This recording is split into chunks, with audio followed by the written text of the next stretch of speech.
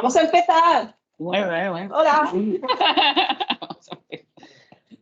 Vamos a dar un par de minutillos. ¿Sí? Sí, Son y 31. podemos ¿Damos un minuto más? ¿Hay 32 empezamos? Venga. Ya. Mira, una de las personas que siempre viene a nuestros eventos de Paideta, ambos, muchas otras, es la primera vez que os veo. Que sepáis que ahora ya es una tradición y ya tenéis que venir siempre. Ya habéis tocado una vez el Paideta ya ad infinitum. Muy bien.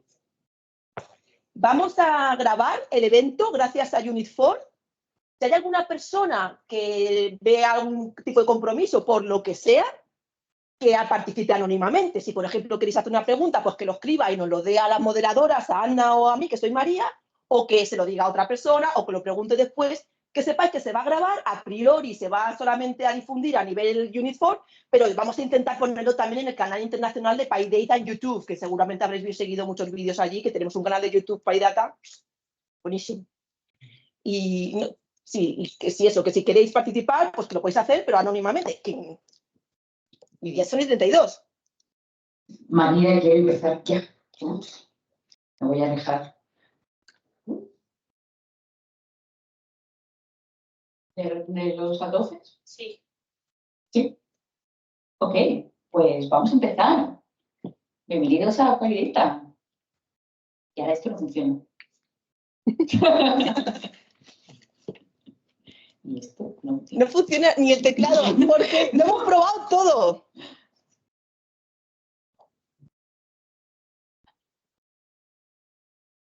Ahora. Bueno, lo puedo usar así. Uy, ¿cómo? No se van a ver ahí, pero bueno. Bueno, somos María y Ana. Nos podéis encontrar en redes y somos las responsables de que hoy os lo paséis bien y que todo salga de fauna. ¿Qué es Paideta? Son unas comunidades locales que están por todo el mundo con objetivos educativos. Aquí en Granada nos gusta esto de quedar y hablar de técnicas de procesamiento de datos tanto desde un punto de vista más de industria y también un punto de vista más de investigación. NumFocus es una organización sin ánimo de lucro de Estados Unidos que fue fundada en 2012 por los creadores de NumPy, Matplotlib, IPython y dan soporte a más de 45 proyectos de software libre, entre otros NumPy y Pandas. Y una de las iniciativas que tienen educativas es PyData. Hay ahora mismo más de 200 grupos de PyData en 80 países de todo el mundo. Y nosotros aquí en Granada somos un grupo de 8 personas interesadas en el procesamiento de datos inteligente, software libre y la ciencia abierta. Nos podéis encontrar en redes, solemos hacer publicidad en las meetups, en LinkedIn y en Twitter. Subimos a GitHub todas las slides de las ponencias que vais a ver hoy y nos podéis encontrar como PyData GRX en todas las redes. El programa de hoy, luego os presentaré a Paula, a Óscar y a Fran justo antes de sus charlas. Y al final del día tendremos un rato de networking de la mano de nuestra empresa patrocinadora de hoy y os voy a pasar a María para los agradecimientos. Tenemos que agradecer a Unit4 que nos deja su sede. Muchas gracias, Unit4. Aquí tenemos varias personas de Unit4 con las que podéis hacer luego contacto, porque también nos invitan al networking, que será pues después de las charlas. Quería también hablaros del código de conducta. La comunidad de Python es de las más inclusivas que yo conozco, apoyamos la diversidad y tenemos un código de conducta para protegernos y para que si alguna persona, por lo que sea, se siente incómoda, que por favor se sienta con la libertad de decírselo a Ana o a mí, que tenemos un código de conducta y que nos preocupamos mucho para que se cumpla. Las violaciones del código de conducta también se pueden reportar luego, ¿vale? a estas direcciones. Queremos agradecer, por supuesto, a nuestras ponentes de hoy, a Paula, a Óscar y a Fran. Y aquí tenemos los nombres del equipo de PyData que nos ha explicado antes Ana, que somos 8 personas. Muchas de ellas están aquí, las que no están es porque no han podido venir, pero aquí estamos varias. Aquí está Víctor, está Pablo, está Manuel, está Andrea, está Mike, está Bar. Nos falta Israel, bueno, María y Ana.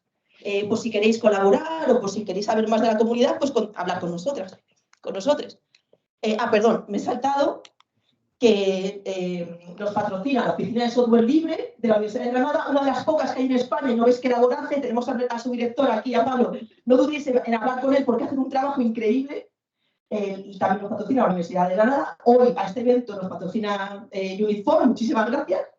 y non-Focus, por supuesto, y Python España. Y buscamos sponsors. Si alguien aquí trabaja para alguna empresa que le gustaría patrocinarnos, pues el siguiente evento lo hacemos allí o hablamos. Y por favor, gracias, por supuesto, gracias a vosotros que habéis venido hoy, que sois un público fiel, y por favor, dejadnos una review en Meetup. Para contactar con nosotros, pues en granada@paideta.org. Y también nos podéis proponer, oye, pues a mí me gustaría más saber sobre cómo funcionan las APIs o una charla más orientada a otra cosa. Proponednos temas. Y qué pena que no tengo más tiempo porque estamos preparando el día de Pi, el 3-14, que es el 14 de marzo. 3-14 es el día de Pi, el número, y es el Pi Day. Tenemos un montón de charlas cortitas y tenemos toda la tarde. Va a ser lo más seguro en la ETSI, lo seguro va a ser en la ETSI, en el campus de Aina Damar. Está abierta la Call for Speakers, no os lo perdáis. Tenemos ya algunas personas ya confirmadas que son maravillosas y hemos conseguido que Telepizza nos dé... Bueno, gracias a Cívica tenemos pizza de Telepizza. No lo perdáis. Y pues, de nuevo, muchísimas gracias a Unit4 y doy la bienvenida a Jennifer, que nos va a contar que... A Irene, perdón, estoy diciendo... Perdón, que nos va a contar sobre Unit4. Perdón, Irene. Muchas gracias. Bueno, yo soy Irene, no Jennifer. Fernández, recruiter de aquí de Unit4. Y bueno, os voy a contar un poquito lo que hacemos en Unit4 para que tengáis una idea general, ¿vale? Entonces, nosotros somos una empresa de desarrollo de software de gestión empresarial, venimos de Holanda, llevamos más de 40 años en la industria, tenemos más de 5.000 clientes, somos más de 2.700 empleados y estamos en 23 países, o sea que trabajamos a nivel internacional. Sobre nuestro producto es un ERP, un software de gestión empresarial, que le caracteriza que no somos una aplicación, somos una plataforma, ¿vale? Entonces tenemos integrado el ERP, FP&A, una herramienta de Financial Planning and Analysis y de recursos humanos. Y aquí en chiquitito podéis ver que pone Smart Experiences, en la parte que tenemos integrado con inteligencia artificial, que mis compañeros ahora, Paula y Óscar, os van a contar un poquito más. Y eso es todo de mi parte. Ahí detrás tenéis una mesa con un poco de merchandising que podéis coger, tenéis código QR por si queréis aprender un poco más y ya está. Eso es un poco todo. Así que, adelante.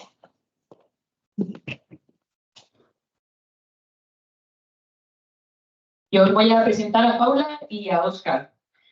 Paula Villa es doctora en física por la Universidad de Granada. Yo también soy de física.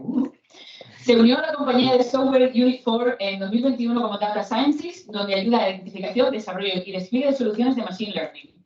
Y Óscar Díez es graduado en Matemáticas por la Universidad de Málaga, con posgrado en Ciencia de Datos por la Universidad de Granada, y trabaja en Unit4 desde 2021 como Product Manager, involucrado en proyectos relacionados con inteligencia artificial y ciencia de datos. Todo vuestro. Muchas gracias.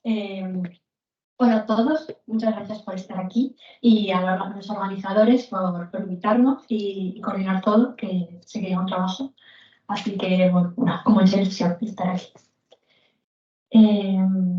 Entonces, bueno, hoy nosotros, Óscar y yo, vamos a hablar de la adopción de la IA generativa en una empresa nueva, por el motivo de la sustentabilidad de la data. Entonces, bueno, como nos han presentado, pues somos Óscar, que es Product Manager en Unit4, y Paul, que soy Data Scientist. Durante esta charla os vamos a hablar un poquito, una introducción de este nuevo mundo de la IA generativa, en particular de Large Language Models, que es lo que nosotros vamos a enfocarnos para nuestro caso de uso en Unit4. Y, bueno, cómo vamos a contextualizar estos Large Language Models y una aplicación práctica en Unit4. Luego vamos a empezar con una pequeña introducción. IA generativa. Seguro que todos habéis oído hablar un poco de esto, ¿no? Como que el hype empezó con esto de ChatGPT, que era pues eso, un chatbot en el que tú puedes hablar en lenguaje natural de una forma pues, increíble, ¿no? Pero no solo eso, sino que también han surgido pues, herramientas para generar imágenes, generar vídeos, ¿no? Como este perro presidente. También pues puede generar música, discursos e incluso código, ¿no? En distintos lenguajes de programación. Es interesante que esto no es el primer boom de la inteligencia artificial, sino que es como mínimo el tercer. O sea, y dentro de este tercer boom podemos decir que ha habido otros mini booms, ¿no? Esto empezó en 2020 con la introducción de la inteligencia artificial y, bueno, machine learning en empresas de software, ¿no? Y se ve en Netflix, en muchas empresas. Y de repente en los 2020 empezó el tema de la generativa, ¿no? Pero es importante destacar estos dos primeros booms en los que también hubo muchos avances que nos hacen posible el tener esto que tenemos ahora, hoy día, ¿no? Entonces me gustaría destacar como los grandes hits de estos booms, de estos años, y que nos va a hacer entender un poco en qué consiste la idea generativa, para poder ya entender como un poco más lo que nos va a explicar Óscar. Entonces, en esos primeros años, ¿no? Pues en 1940 porque empezó algo muy importante, que se empezó a hablar del procesamiento del lenguaje natural. Después de la Segunda Guerra Mundial se empezó a ver que podría ser muy interesante traducir idiomas automáticamente con máquinas y empezó a hablarse de este tema. Como sabemos, ChatGPT está basado en estas técnicas. Luego también, 3 años después, se empezó a hablar de redes neuronales. Se publicó esta primera un paper en el que se hablaba de esta neurona que imitaba a la neurona real, la que tenías unos inputs, unas señales eléctricas, se procesan y hay un output después de eso. Poco después empezó el tema, esto hizo que se empezara a hablar de Machine Learning, el tema del Turing Test, ¿no? Que dado un output de una máquina, si se podía distinguir si era generado por un humano o por una máquina. Es por esto del imitation game, ¿no? En la película esta de unos tiempos. En el 56 se empieza a hablar del campo de inteligencia artificial, se empiezan a hacer mejoras a lo largo de estos años de las neural networks y en particular pues hubo una en la que se introducen estos pesos en los inputs y puedes empezar a aprender, ¿no? Modificando esos pesos se puede empezar a aprender. Ese es el primer learning. Luego, bueno, llegó Elisa, que es el primer chatbot, tatarabuela de ChatGPT, y el backpropagation, en el que podemos ir modificando los pesos en base a, tenemos un output que recibimos de la neurona y queremos obtener uno, ¿no? Entonces, lo que hacemos es, en base a esa diferencia, utilizamos el Stochastic Gradient Descent, que se investigó unos años antes, y con el que vamos modificando esos pesos para llegar al output que queremos, minimizando llegando a los mínimos en las soluciones, ¿no? Durante el segundo boom, hubo un invierno en inteligencia artificial, se dejó de invertir en inteligencia artificial, siguió habiendo progresos, pero menos, y de repente hubo el tema de los expert systems en los 80, en el que pues, un experto con un conocimiento daba ese conocimiento y las máquinas intentaban inferir una serie de reglas de ese conocimiento. De modo que con esas reglas, gente que no tan experta podía hacer una serie de procesos con la ayuda de estos sistemas. Muy importante el tema de la popularización de la Deep Neural Networks, ¿no? En el que ya no tienes una neurona, tienes muchísimas neuronas con muchísimas capas ocultas y entre esas impulsiones. Y en particular por el tema del Deep Blue, que se hizo muy famoso, ¿no? En esta época, por el tema de que venció al campeón de ajedrez de ese tiempo. En el 94 apareció Internet, ya como se hizo disponible para los usuarios, y en el 99 fue la primera GPU, NVIDIA, que en principio fue pues, una tarjeta gráfica, pero que estamos viendo que tenía muchísima relevancia porque nos permite manejar muchísimos datos a tiempos asumibles. Y ya llegamos pues, a este tercer boom, que empezó en los 2000 con el Google File System, se empezó a hablar de Big Data, Hadoop, ¿no? Entonces, realmente ya el poder manejar, tener toda esa cantidad de datos y poder manejarlos, ya nos daba con qué aprender, empezar a aprender. Y llegaron un poco después los transformadores, que son redes neuronales profundas que nos permiten manejar prácticamente de información y que son la base de ChatGPT. Y entonces ya tenemos ChatGPT, DALL-E y todo lo que conocemos. Entonces, como para recapitular, el Generative AI es un tipo de Deep Learning que a su vez es una parte del Machine Learning, que es una subárea de la inteligencia artificial. Otras áreas como la robótica y temas más ¿no? La IA. Entonces, el Large Language Models en particular. Hemos dicho que está basado en transformadores. Es algo complejo para explicar así divulgativamente, pero la idea principal es que estas redes aprenden sobre cuál será la probabilidad de una palabra en base a todas las anteriores. Te va generando esos textos, va generando palabras en base a probabilidades dadas por las palabras anteriores. ¿No? Entonces tenemos ¿cómo se hace? Se tiene un modelo de Machine Learning que aprende sin supervisión o autosupervisadamente esa probabilidad. Le das datos y empieza a ver, pues esta palabra detrás de esta con esta probabilidad. Y luego, encima de eso, le pones un fine-tuning, un ajuste, para que ese modelo sea capaz de hacer tareas específicas.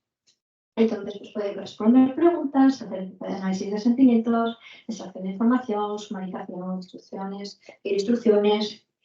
Y eso lo hace de manera sintetizada, de manera que decimos, pues esta frase es neutral, pero si tuviera una frase que pusiera happy, pues es positivo, ¿no? Entonces vas a aprender de manera supervisada esas tareas. Entonces, claro, de repente vimos que hacían muchísimas cosas, ¿no? Estábamos ahí en esto es espectacular. Pero de repente empezamos a usarlo y empezamos a darnos cuenta de que había una serie de retos que teníamos que tener en cuenta, ¿no? Entonces, tenemos que tener en cuenta en temas de calidad, por ejemplo, en función de los datos con los que se entrenan estos modelos, pues puede producir unos datos no deseados o con un bias, ¿no? Un sesgo que no queremos.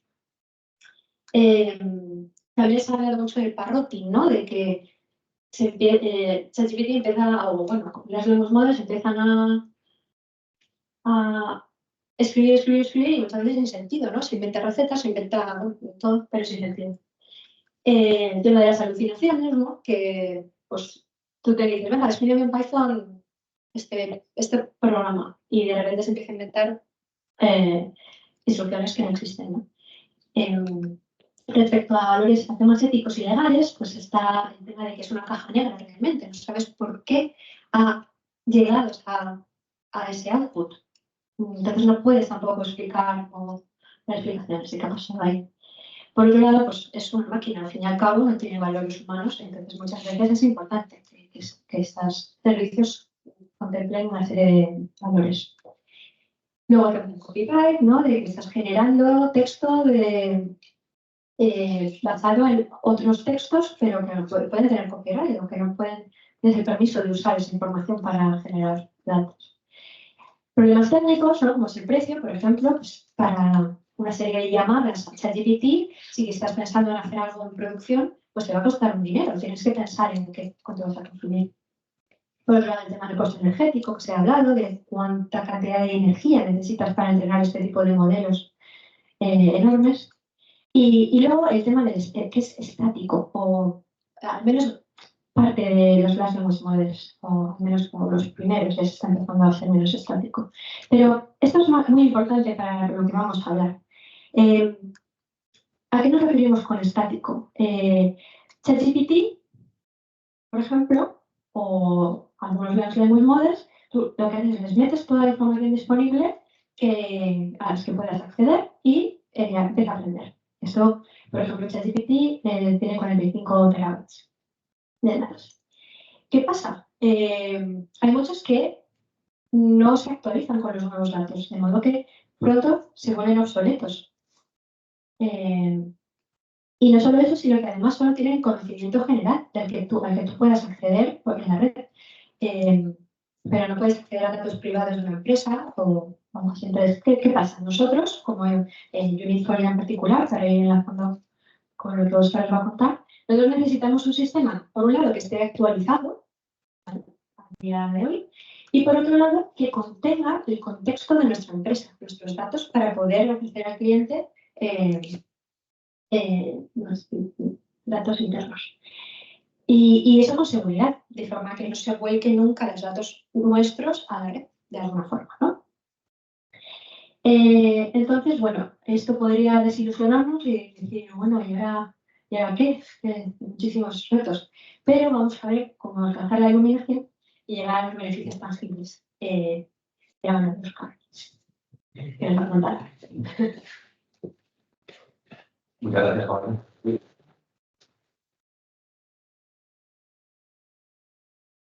Muy bien, pues muchas gracias por esta introducción. Ya que estamos situados históricamente y lo que queremos hablar, pues vamos a empezar hablando sobre la contextualización de los Large Language Models. Probablemente una de las primeras preguntas que una persona se hace al utilizar ChatGPT o cualquier modelo de lenguaje es que aparentemente es omnisciente o sabe todo, porque bueno, tiene toda la información de Internet y casi cualquier pregunta que le hace es capaz de responderla. Sin embargo, realmente esto no es tan así. Por ejemplo, le hemos preguntado pues, de qué va el sexto PyData, mitad de PyData Armada. Entonces, es verdad que la información del PyData está completamente disponible en Internet y se puede acceder a ella y no hay ninguna información que esté oculta, ni que esté encriptada, ni nada por el estilo, es completamente pública. Sin embargo, como vemos aquí, al principio, bueno, sí que es verdad que dice que tratamos temas de la GenAI, clasificación de imagen médica. Sin embargo, se inventa bastantes datos, como que el 1 de febrero, que es el EXIT, no menciona nada de Unit4. Entonces, aparentemente es una respuesta válida porque, bueno, te lo responde con mucha seguridad, pero es verdad que no dice nada y es completamente erróneo. Y es aquí donde entra en juego el patrón RAG, el RAG pattern. Es la forma que tenemos nosotros actualmente de trasladarle al modelo de lenguaje la información que nosotros queremos que responda. Porque al final ya hemos visto que incluso para la información que a priori está disponible para todo el mundo falla, pues imaginaos lo que puede hacer con información de Unit4, que solamente tenemos acceso nosotros o los clientes. Entonces, al final el RAG pattern no es más que una serie de tres, Retrieval, Augmented, Generation. Y vamos a verlo ahora a continuación cómo llevarlos a cabo. Pues imaginaos que nosotros somos un usuario y le preguntamos quién da la charla del sexto mitad de PyData Armada.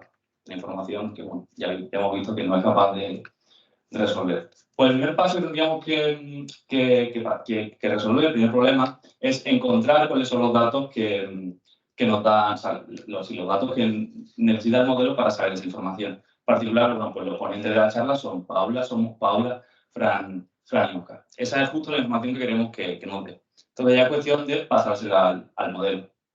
¿Cómo hacemos esto? ¿Cómo llevamos a cabo este primer paso?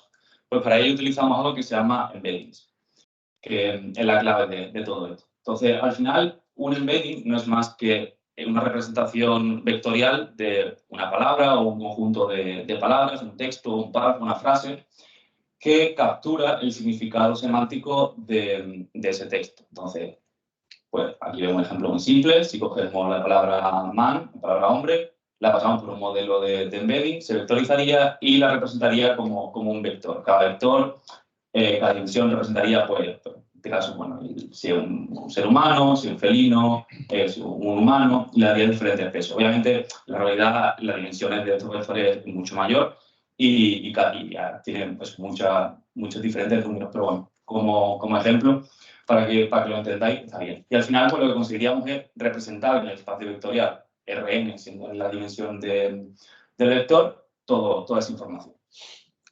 Entonces, para nuestro caso particular, queremos que el modelo sea capaz de comprender de qué va PyData y toda la información, cogeríamos pues toda la información que tenemos de PyData. Pues en particular, pues podemos coger la información de los ponentes, la vectorizamos, la presentamos en el espacio vectorial, el lugar, el horario y la fecha. Una vez hecho eso, pues llevamos a cabo la búsqueda vectorial. ¿Nosotros qué le queremos preguntar? Pues bueno, queremos saber quién da la charla del sexto meetup de PyData Granada. Tenemos que buscar dentro de ese espacio vectorial cuál es el vector, cuáles son los datos que más se acerca a lo que nosotros queremos preguntar. Entonces, bueno, utilizamos un modelo de embedding, obtenemos el significado semántico de esta pregunta y vemos que cae pues, cerca de los ponentes. Entonces, esta es la información que queremos obtener y queremos pasarle al modelo. ¿Qué ocurre? Muy importante aquí. Realmente, cuando le hemos hecho la pregunta, no sabe preguntar. No hay nada relacionado con ponentes. La palabra ponentes no existe. Pero con eso demostramos que bueno, el significado, el lector está obteniendo el significado semántico del texto y lo que hace es buscar pues, un sinónimo o algo que tenga que ver semánticamente con la pregunta. Una vez hecho, volviendo al RAG, una vez hecho este paso de retrieval, ya hemos entendido cómo se obtienen esos datos, tenemos que aumentar el conocimiento del modelo. Tenemos que llegar al segundo paso de aumento. Tenemos que pasarle la información al modelo. ¿Cómo hacemos eso? Mediante prompt. En este caso, bueno, pues podemos decirle, responde la pregunta la que sea. En este caso, pues, quien da la charla de sexto meetup de PyData Granada, teniendo en cuenta la siguiente información. En particular, los ponentes de la charla son Paula, Fran y Oscar. Al final, cogiendo este prompt y pasándoselo a un Large Language Model, ya sí que tiene la información suficiente como para responder de una forma adecuada y con, bueno, mucho más precisa de la que hemos visto anteriormente. Y con esto llegaríamos al último paso, que es el paso de generar. En el paso de generar, pues, es un modelo gracias al prompt, con la información obtenida, pues nos devolvería que los ponentes del sexto meetup de PyData Granada son Paula Fran. Muy bien, pues ya hemos visto este ejemplo de juguete, digamos, para que entendáis un poco cómo funciona el patrón RAG, pero vamos a ver un poco así cómo lo utilizamos en Unit4, porque ya veréis que al final el patrón se repite con algunos retos extra, pero bueno. Entonces, en primer lugar, tenemos que definir cuál es el problema, qué queremos resolver. Porque, bueno, es verdad que todo este tema de la IA generativa, de todo lo que ha explicado Paula anteriormente, está muy chulo, es de moda y todo el mundo quiere utilizarlo. Pero es muy importante, y nosotros hacemos mucho hincapié en esto, es muy importante encontrar los problemas adecuados. Porque a lo mejor los problemas que tienen no se pueden resolver con IA o hay otras cosas que son mejores que la IA para resolverlas. Entonces, eso es algo muy importante. Primero, encontrar cuál es el problema y una vez encontrado el problema, poner la solución, sea la tecnología que sea. En nuestro caso particular, lo que queremos resolver es el problema de la documentación.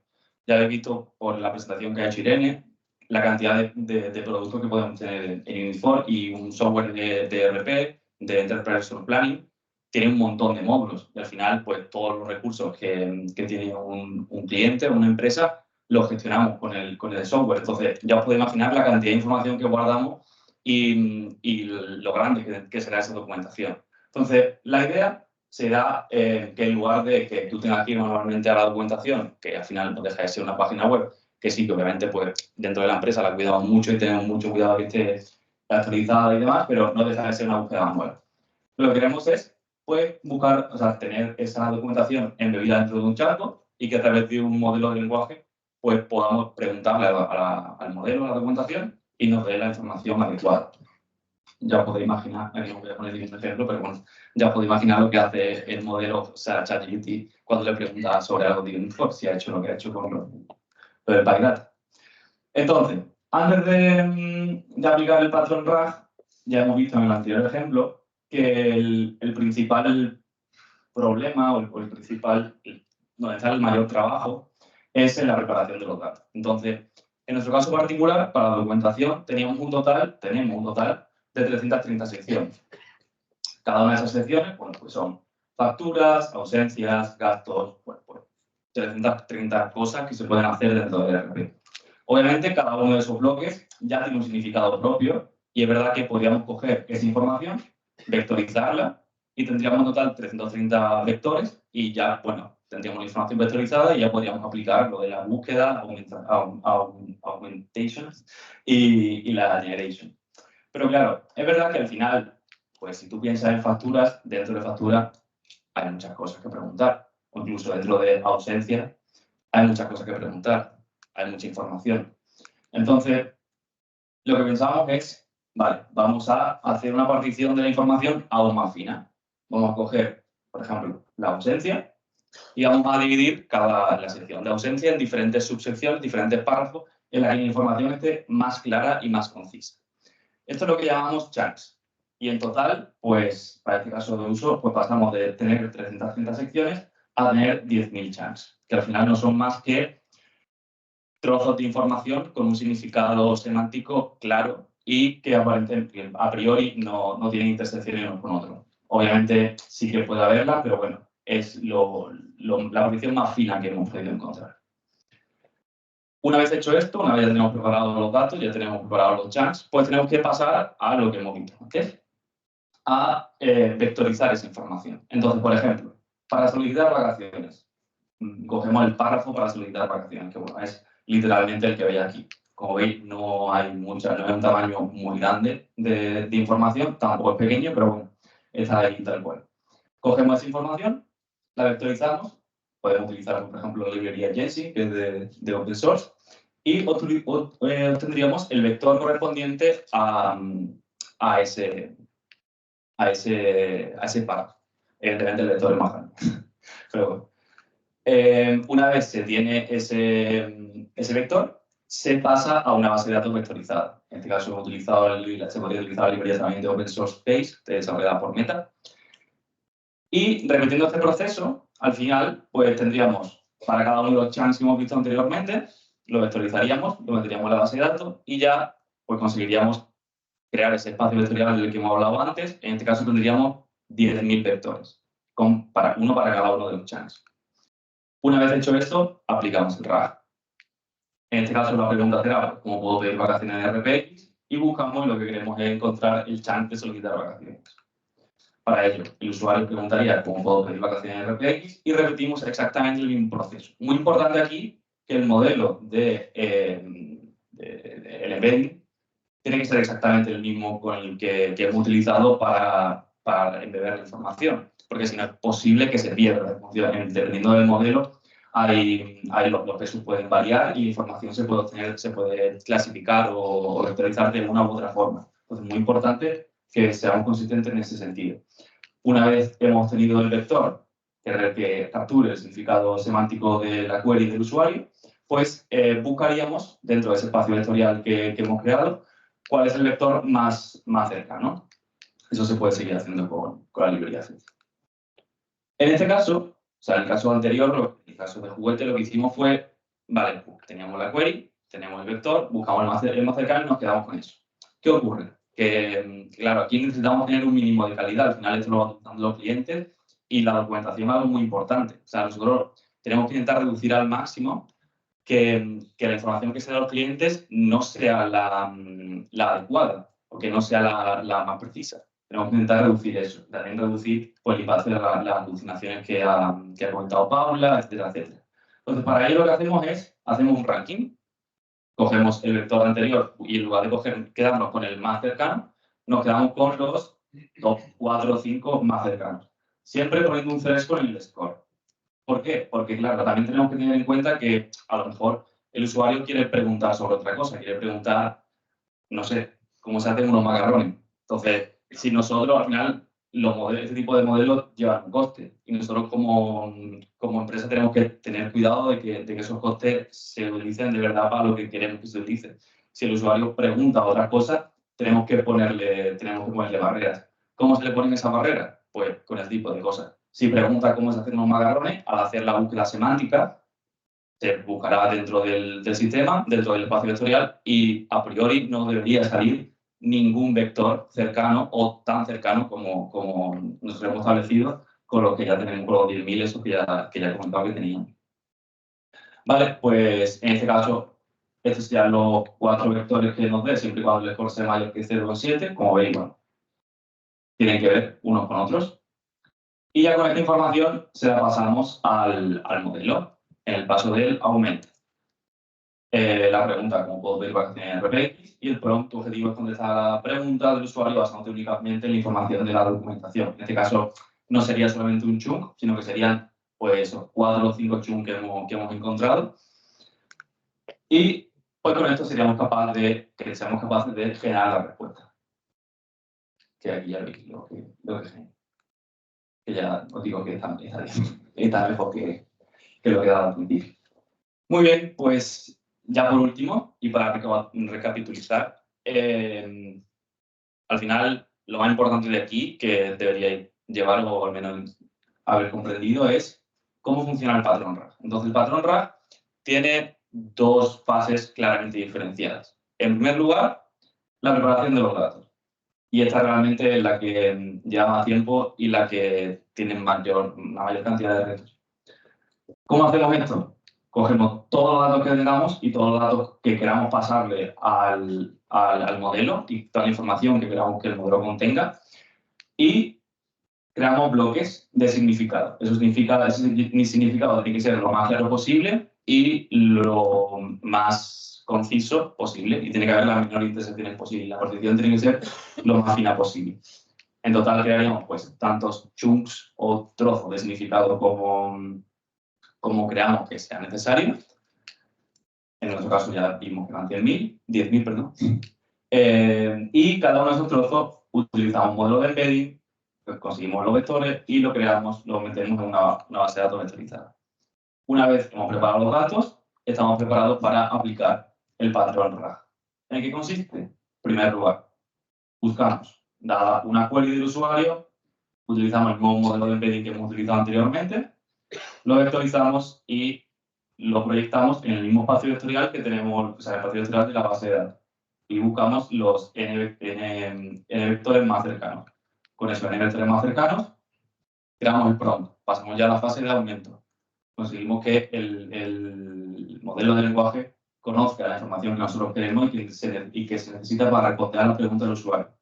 Con esa información se lo pasamos al modelo de lenguaje, bueno, en este caso el que nosotros particularmente hemos utilizado es GPT-3, pero podría ser cualquier otro, y con esto obtenemos una respuesta, generamos una respuesta y terminaremos los 3 pasos del patrón. Y con esto termina nuestra charla. Muchas gracias.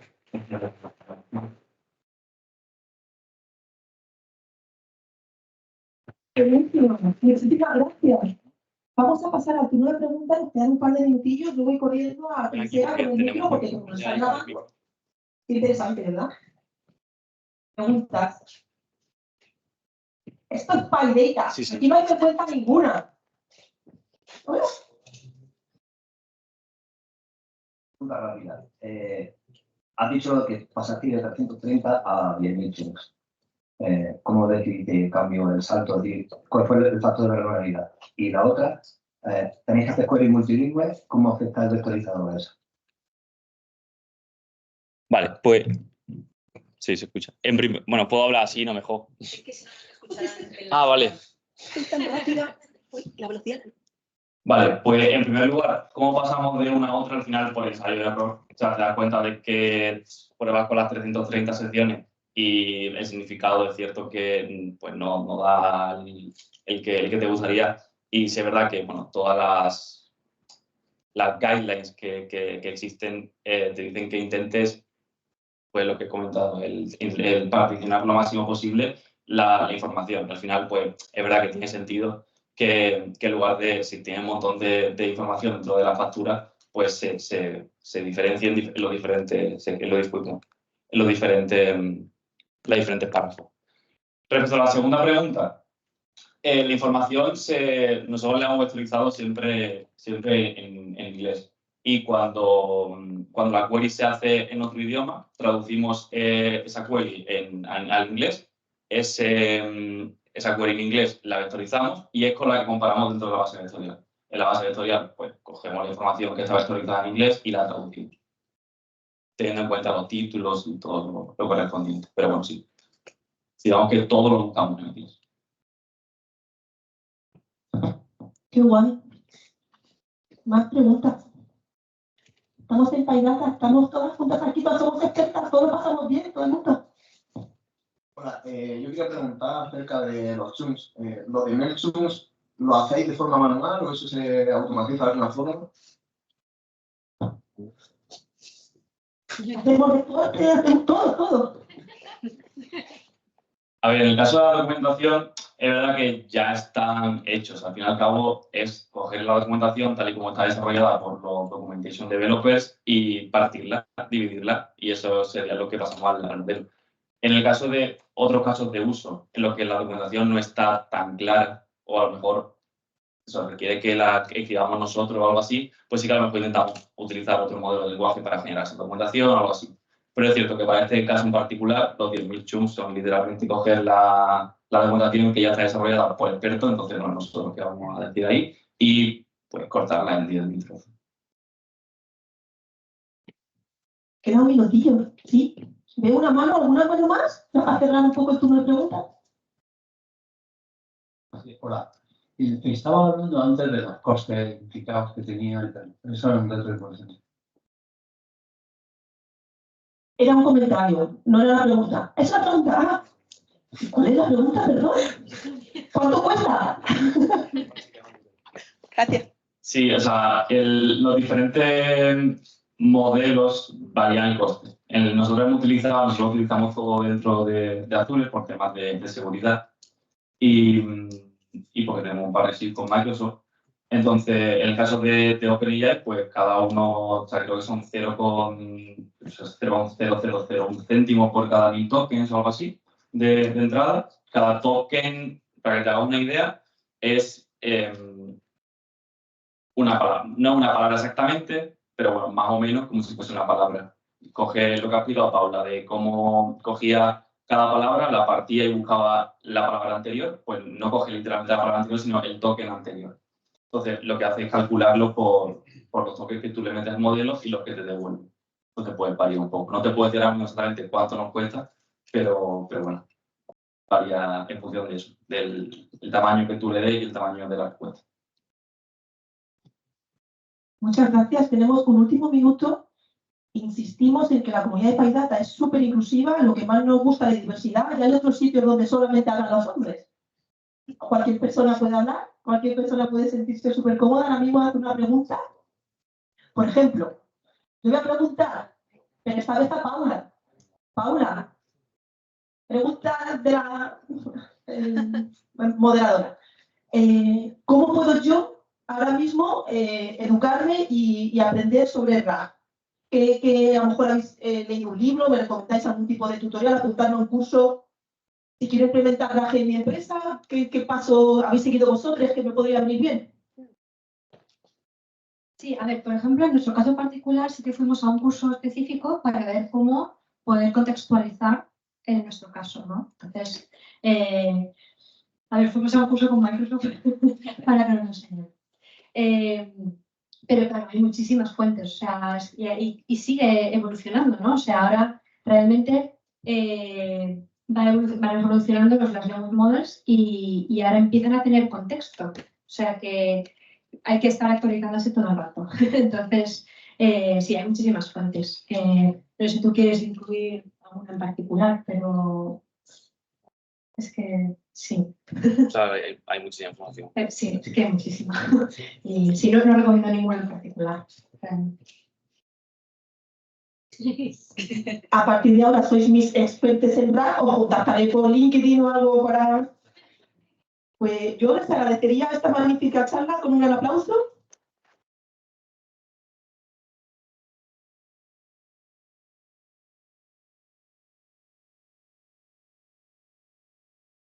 Estupendo, estupendo.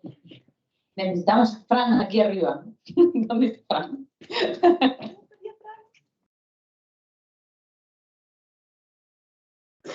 Voy a contar un poquito sobre Fran. Fran Castro es graduado en Matemáticas y en Informática por la Universidad de Granada y tiene un máster en Ciencia de Datos e Ingeniería de Computadores también por la UPR. y desde julio del 2022 es miembro del grupo de investigación Visual Information Processing y estudiante de doctorado. Todo tuyo, Francis. Muchas gracias. Bueno, hola a todos. Muchas gracias por estar aquí. Y bueno, ¿cómo se señala aquí? Vale. A ver, la idea de hoy, como bien ha dicho Ana, hablar un poco de cómo se pueden clasificar imágenes médicas usando ordenador. Eso de clasificar imágenes médicas no es otra cosa que diagnosticar enfermedades usando imágenes, ¿vale? Entonces, ¿cómo vamos a hacer eso? Antes me gustaría ahondar un poquito en lo que ha dicho Ana.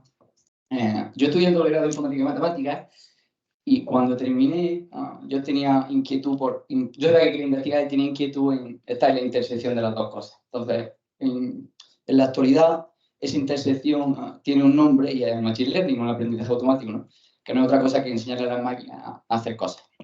Entonces, bueno, luego me metí en el máster de ciencia de datos. Allí conocí a Rafa y a Pablo, que son dos de mis directoras de tesis. Pablo está aquí. Y empecé a investigar con ellos. Entonces, mi investigación, el título oficial de mi investigación es, como pone ahí, modelos probabilísticos para problemas inversos idealmente supervisados. Y siempre buscamos las aplicaciones o la motivación de la investigación se encuentra en la medicina. La idea de hoy es ver qué es eso de supervisión débil y por qué es muy, muy importante en la medicina, ¿vale? O en el diagnóstico médico, mejor dicho. Entonces, vaya pulso, madre mía. Ahí he puesto dos enlaces que a lo mejor ahora no sirven mucho porque no podéis pinchar en ellos, evidentemente, pero bueno, cuando tengáis las diapositivas, pues los podéis usar. Entonces, bueno, ¿cómo os voy a contar la historia hoy? Bueno, esto es la estructura que voy a seguir, ¿vale? Voy a empezar aclarando qué problemas queremos solucionar o qué queremos conseguir, ¿vale? Luego voy a pasar a hablar de aprendizaje supervisado porque los que conozcáis esto, los que estéis acostumbrados a trabajar en Machine Learning, seguramente sea la primera solución que se os viene a la cabeza. La idea es que veáis por qué eso no sirve. O no sirve tal cual, hay que hacerle algunos arreglos, ¿vale? Y el arreglo se denomina debilitar la supervisión, aprendizaje débilmente supervisado, ¿vale? Entonces, bueno, luego para terminar voy a hablar de tres trabajos del grupo de investigación, ¿vale? Y voy a terminar con unos comentarios. Entonces, ¿por qué es importante este problema? No solamente es importante el problema, sino cómo lo vamos a solucionar, ¿vale? Fijaos, para eso quiero empezar hablando de este tipo de imágenes, ¿vale? Los TAC, o las tomografías computarizadas, son unas pruebas que se realizan para saber el estado para saber lo que ocurre dentro de la cabeza, ¿no? Entonces tienen esta pinta, una serie de cortes, que a cada uno de estos planitos le voy a llamar yo corte, y veis que cuando miramos en un corte, lo que podemos ver es lo que está ocurriendo en la cabeza a una altura determinada, ¿vale? Los cortes tienen un orden, esto sería tal vez abajo de la cabeza, la parte de abajo, conforme vamos subiendo, pues nos acercamos a los ojos. Entonces, ¿por qué son importantes? Porque sirven para detectar hemorragias intracraneales. Esta enfermedad, la forma de diagnosticarla es importante porque hay que diagnosticarla con mucha rapidez. Si no se diagnostica rápido, puede producir, en el mejor de los casos, secuelas muy graves en el paciente y... Uy, me he pasado. Secuelas muy graves en el paciente y, en el peor de los casos, la muerte. Entonces, a los médicos les es importante, les es muy útil, a los radiólogos, tener cosas como esta. Una herramienta a la que tú le puedas pasar los cortes, el tag completo y le genere un diagnóstico. Lo procese de alguna forma y se genera un diagnóstico. ¿Y qué pinta queremos que tenga el diagnóstico? ¿Qué pinta necesitan los médicos que tengan el diagnóstico? Pues la que veáis. Primero, que les diga si hay una lesión o no. Que le hable de la confianza que hay en esa lesión. Cómo de seguro está la máquina en que está la lesión. Y luego, ¿dónde está?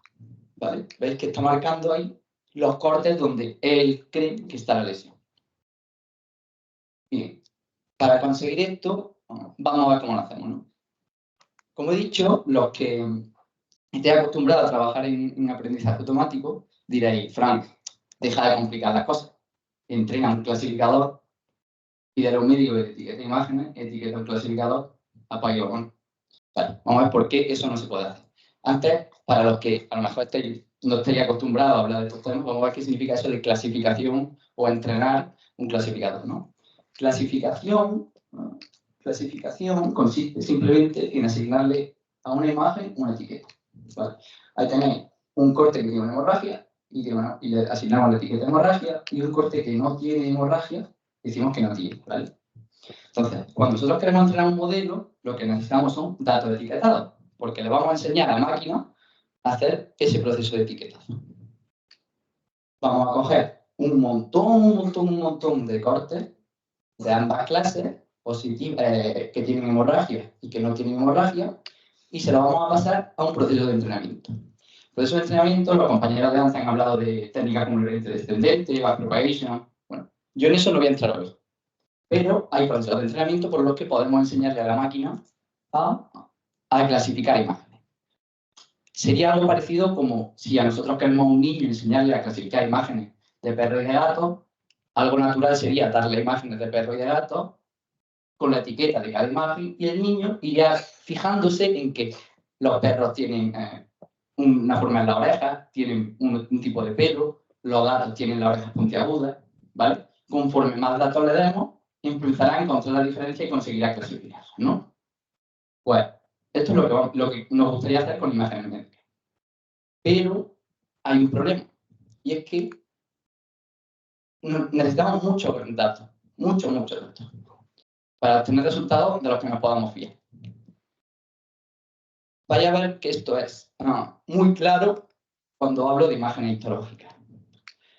Aquí tenéis la digitalización de una biopsia. Cuando se hace una biopsia es, se coge un pellizco de un tejido del órgano que se quiera estudiar, se pone en una especie de lámina y unas máquinas le sacan fotos de muy alta resolución. De muy alta resolución significa de muy alta resolución. Fijaos, ahí tenéis una W6 que puede tener millones de píxeles. Cada parche de estos podría ser una de las fotos que podéis sacar con vuestro móvil. Entonces, si vosotros queréis meter eso en un ordenador, no podéis. Tenéis que dividirlo en parches, ¿vale? Y si nosotros queremos entrenar un clasificador, tenemos que darle una etiqueta a cada parche. Entonces, tenemos que ir al hospital y decirle a un patólogo, mira, etiquétame 40.000 parches que tenga esta W6, o los parches que tenga. Pero necesito que me etiquetes miles de W6. Entonces el patólogo te dirá, no. Porque no me pagan para eso, no lo voy a hacer. Tenemos un problema. Vale. Entonces, bueno, ya no solo el tiempo que tienen y lo caro que es, sino ellos mismos muchas veces les cuesta llegar a un acuerdo en el diagnóstico de qué grado tiene de cáncer hay en este parche o en esta parte de la imagen, ¿vale? Entonces, etiquetar en ese grano tan fino, a ese nivel de detalle, no nos sirve. Entonces aquí viene esta solución, ¿no? Que es debilitar la supervisión. Y esto sale de preguntarnos, ¿tantas etiquetas tenemos que usar? Vale. Fijaos, yo he contado, y los compañeros de antes también nos han contado, que hay un montón de modelos de aprendizaje automático que se han desarrollado. Y yo aseguro que hay un montón de imágenes médicas que no están etiquetadas en los hospitales, que están digitalizadas.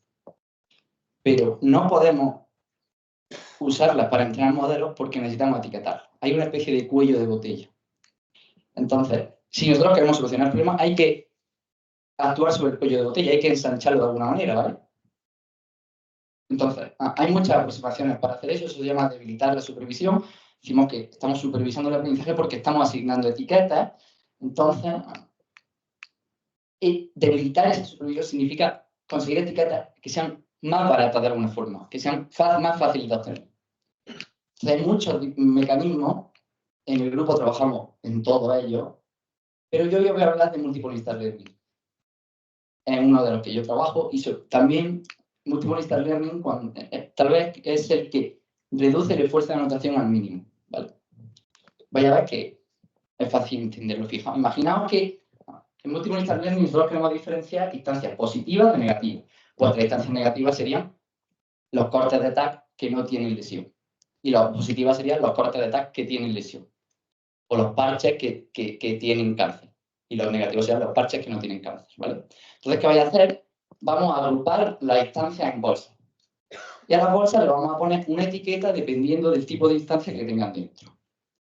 Si tienen una instancia positiva, le vamos a poner una etiqueta positiva a la bolsa.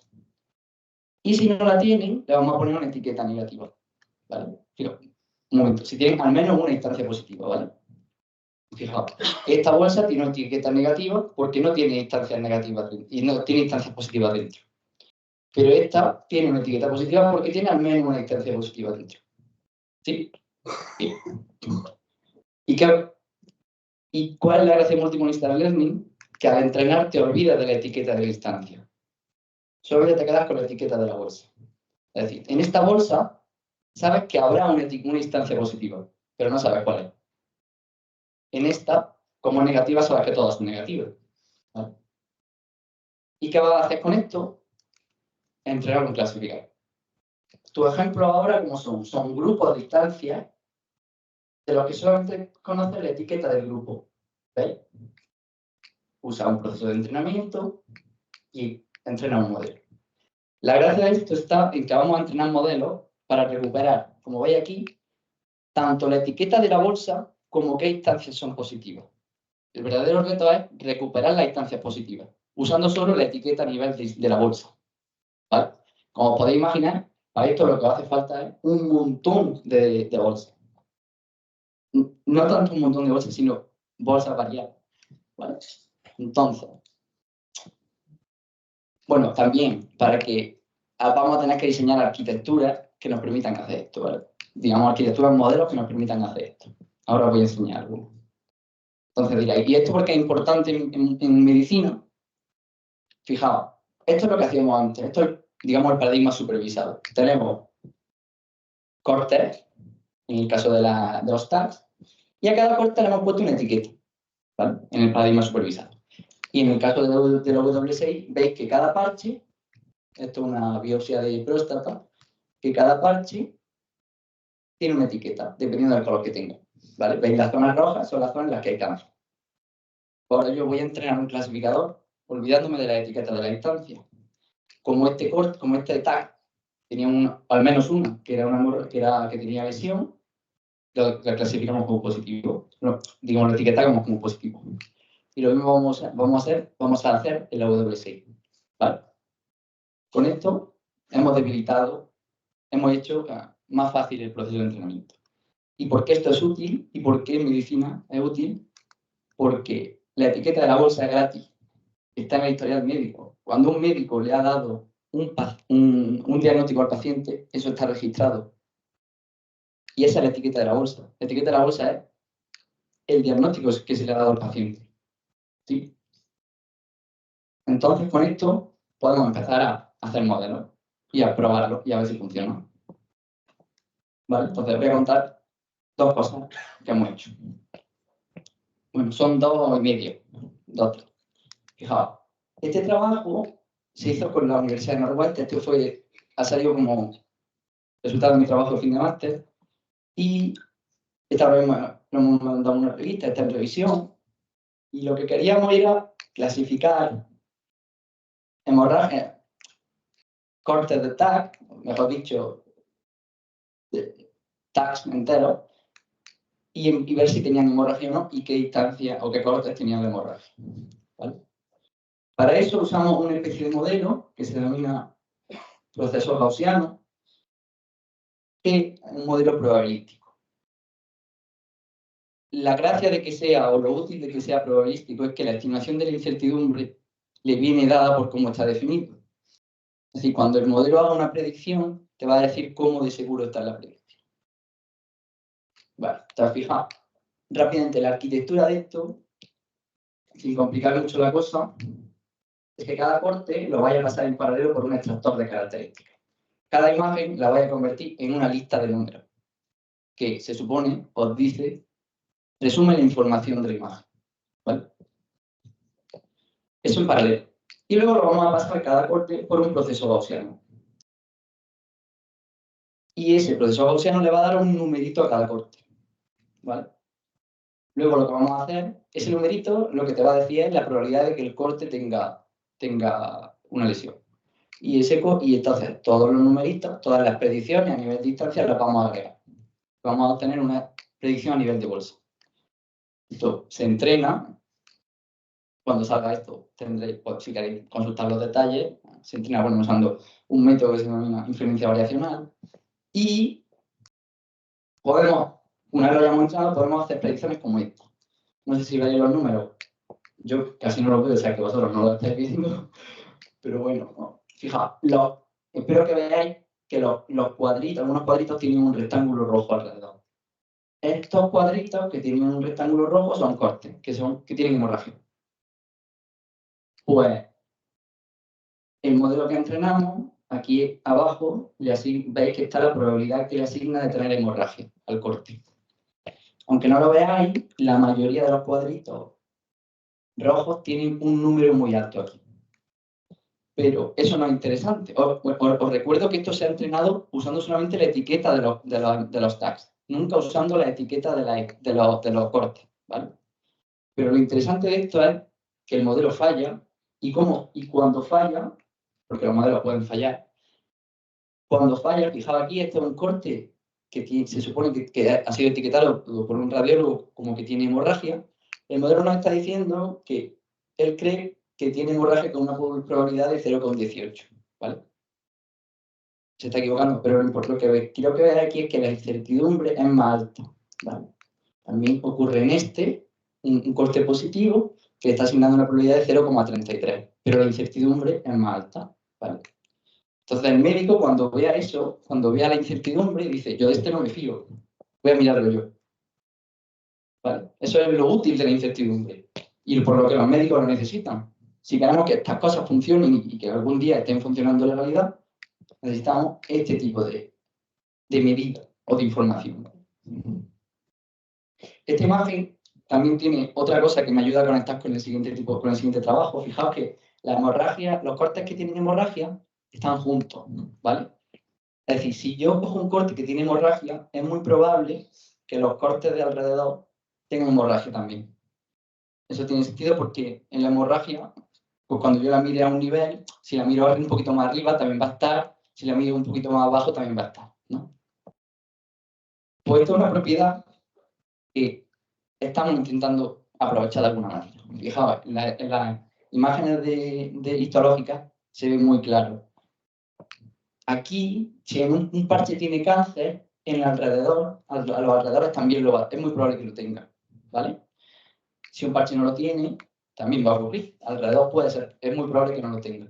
Siempre habrá zonas en las que esto no ocurra, pero bueno, en la inmensa mayoría de las instancias está ocurriendo, de los parches está ocurriendo.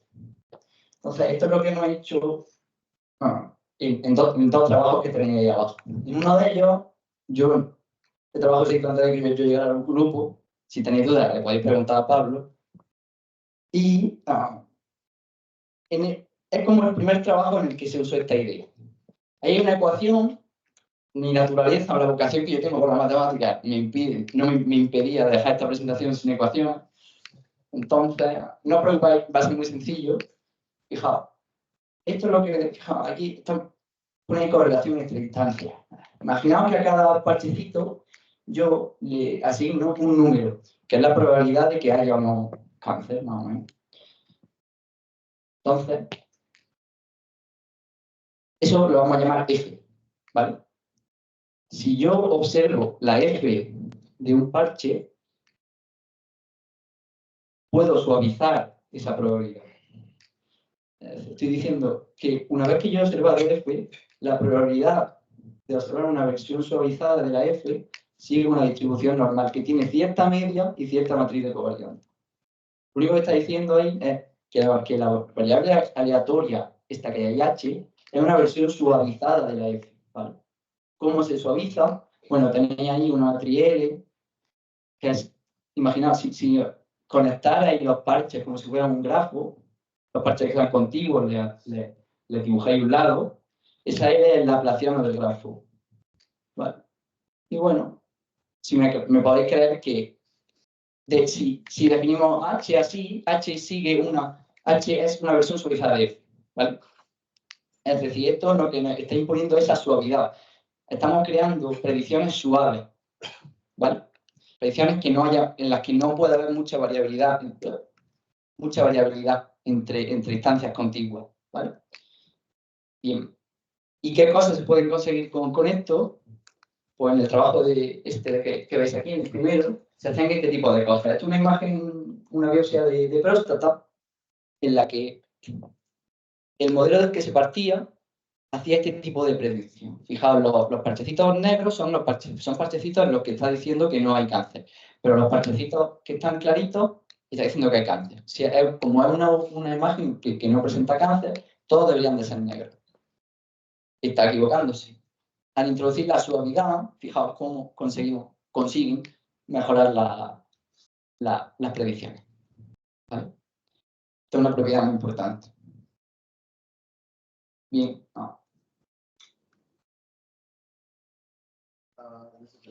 ¿Te aplican la suavidad? Puedes calcularlo. Espera un momento, que si no, no se va a quedar grabado. Acabo ya. Ahora tengo la turno de preguntas, que si no se queda grabado. Me la guardo.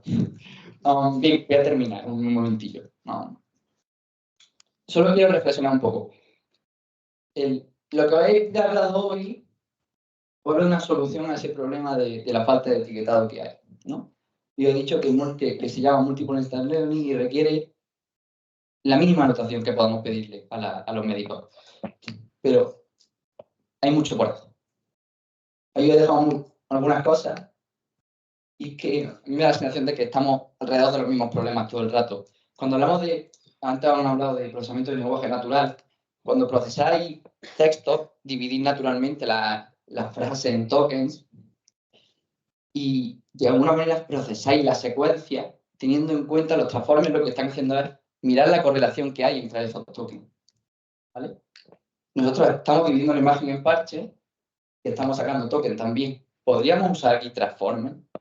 ¿Qué diferencia hay entre esa suavidad, esa correlación? ¿Vale? Luego, el tema de la incertidumbre, fijaos, ya os he dicho que es muy importante, ¿no? En el ámbito de la medicina.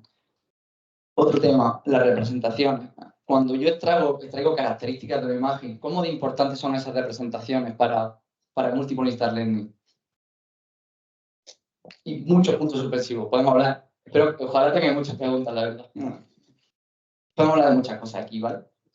Entonces, bueno, ya está por mi parte, eso es todo. Ahí tenéis, si escaneáis eso, vaya a mi página web. Espero que a alguno le funcione, porque si no funciona, tragedia. Pero bueno, ya está. Espero que alguien sí. Sí. Primera, aquí me mandó a hablar y me siento súper mal, perdón, ¿eh? Es porque, ¿sabes? Tenemos el vídeo. Perdona, la pregunta que te hacía era, porque estaba muy relacionada con lo de la suavidad. Calculas primero la probabilidad y luego aplicas la suavidad, ¿no? Efectivamente. Ese modelo lo que está haciendo es, de alguna forma... Ostras, vale. Vale, efectivamente. De alguna forma lo que está haciendo es calcular una probabilidad y decirle, no, quiero que sea suave. Entonces, en el proceso de entrenamiento, de alguna forma, el modelo va a acostumbrarse a asignar predicciones suaves. ¿Vale? Pero sí. La respuesta es sí. Y una mano levantada por ahí, luego otra. De verdad, Estoy dando. vuelvo a empujar a las personas que no son hombres a hablar. ¿Puedes volver con la diapositiva en la que han mostrado la probabilidad que estaban como las distintas partes del pack? Aquí. Vale. Ahí ha dicho que se da la coincidencia de que muchas de las imágenes que tienen una alta probabilidad están muy juntas. Entonces eso puede ayudar también a detectarlo. No me ha quedado claro, no sé si se ha llegado a decir, si esta idea de agrupar la probabilidad se podría hacer también en el aprendizaje múltiple.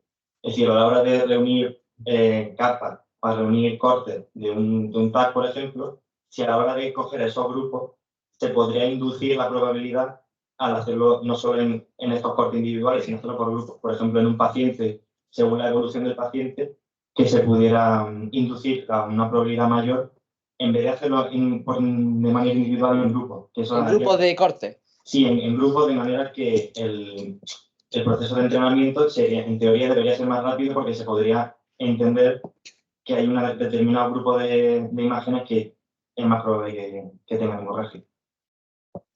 ¿Le quieres preguntar algo? No. Creo que te he entendido. Tú lo que quieres es coger grupos de cortes y hacer, en vez de clasificar planos, clasificar volúmenes, ¿no? Tendría un corte y otro. Sí, podrías definir tus instancias como volúmenes, como cubos.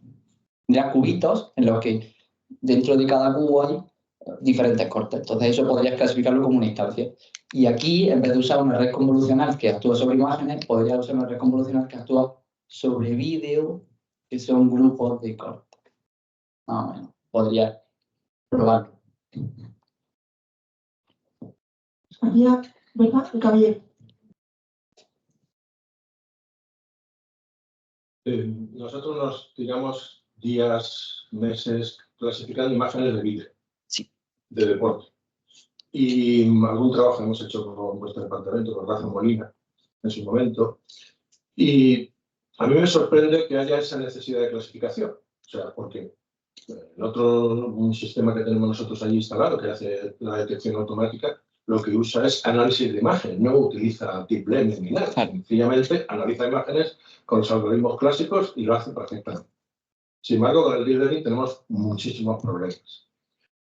Y entonces, por eso me sorprende a mí que estemos aquí con este lío, cuando a lo mejor ahora mismo, ya esta semana ha salido Gemini, que con el lenguaje natural puedes decirle, mira, quiero que en esta imagen me detectes tal, y en un vídeo te detecta el frame donde se produce eso. Entonces, lo que a mí digo, ¿hacia dónde vamos? ¿Qué vamos a utilizar mañana? A lo mejor toda esta inversión que estamos haciendo, clasificando, no vale para nada porque un lenguaje natural me va a encontrar el punto que yo quiero de un vídeo en la frame 2327. ¿Qué es lo que yo quiero, además, que haga? El sistema que es con el que trabajamos. O sea que, ¿qué hacemos? Gracias, la pregunta es como demasiado general, me parece. No sé si la puedes responder. Es del taller porque Gemini ya lo anuncia que lo hace. La pregunta es... De Gemini se basa en esto. La pregunta es, ¿sirve para algo el trabajo que estamos haciendo? No. Es que os puedo sacar una conversación de WhatsApp con mi compañero de despacho que está allí sentado y eso no es malo. ¿Vale? ¿Gemini ha visto imágenes histológicas? No lo sé. Yo no sé hasta qué nivel de detalle llega eso. Lo que sí sé es que si tú quieres entrenar ese tipo de modelos, necesitas una cantidad inmensa de datos. Yo tengo confianza de que, hombre, si todos nos pusiéramos de acuerdo en el mundo y entrenáramos un Gemini de imágenes histológicas, yo soy el primero que te digo, yo dejo de investigar aquí porque eso es lo que puede funcionar de verdad. Pero no lo sé, tal vez, no lo sé. Eso lo tiene que hacer General Electric, que es la dueña del aparato que hace. Podemos pasar este debate a la parte de networking. Ahora, ¿alguna pregunta concisa? Gracias. Hola, yo te quería preguntar sobre la resolución de las imágenes, porque tú lo que haces es, yo supongo que en un hospital, cuando hace un análisis de una imagen, hay distintos tipos de máquinas y cada una tiene distinta de resolución. Entonces, cuando tú haces los grupos, me imagino que las mezclarás todas o si no, tendrás que hacer alguna diferenciación de alguna manera en función de la resolución. Entonces, cuando agrupas imágenes, al hacer en el modelo, cuando entrena el clasificador, y afecta de alguna manera la resolución que los dispositivos te proporcionan. Y la segunda es cómo afecta la posible distinta resolución a la difusión de la probabilidad del modelo. Vale. Muchas gracias. Sí, a ver. En el caso de la hemorragia, yo he trabajado con hemorragias que tienen siempre la misma resolución, pero cuando hablamos de imágenes de cáncer, estas W6 se sacan a lo que se denomina diferentes niveles de magnificación. Es decir, digamos que la imagen le saca fotos a distintas resoluciones, ¿vale? Entonces, hay trabajos en los que se combina parches a distintos niveles de resolución. Evidentemente, si tú cambias la resolución, de un parche a otro, eso lo tienes que tener en cuenta en el modelo, ¿vale? No te sé decir cómo cambia, cómo evoluciona eso a nivel de difusión o sea, cómo cambia eso en el nivel de, cuando hablamos de suavidad. Es decir, si tú coges y en vez de clasificar esta imagen sola, clasificas estas 4 a la vez en una imagen más grande, que creo que es por ahí, ¿no? Por donde más o menos. Bueno, no sé, no lo sé, pero se podría mirar. Hemos cumplido la agenda, ahora mismo deberíamos empezar con la parte de networking. Podemos agradecerte esta genial charla una vez más y a partir de ahora debería hacer.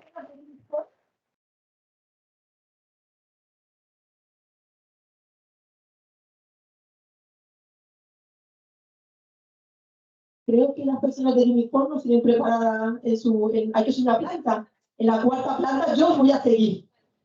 Sabéis que tenéis ahí información sobre uniforme. Y nada, pues muchísimas gracias. Perdón. Ahí va, perdón. Tenemos una entrega de premios donde todo el mundo gana. Aquí una competencia, ¿no? Para nuestras personas ponentes. Por favor, podéis subir, que queremos una super foto con las personas ponentes y a entregaros, por favor, Pablo. Haz la entrega, porfa. Haz la entrega. ¿Quién quiere retransmitir la entrega con el micro? Tú y yo tenemos que salir en la foto. Tenéis que venir aquí. Es un detallito, es el toque de nuestro logo para agradecer a nuestras ponentes. Que sepáis que toda la comunidad somos personas voluntarias. Nuestras ponentes también. Muchas gracias, muchísimas gracias.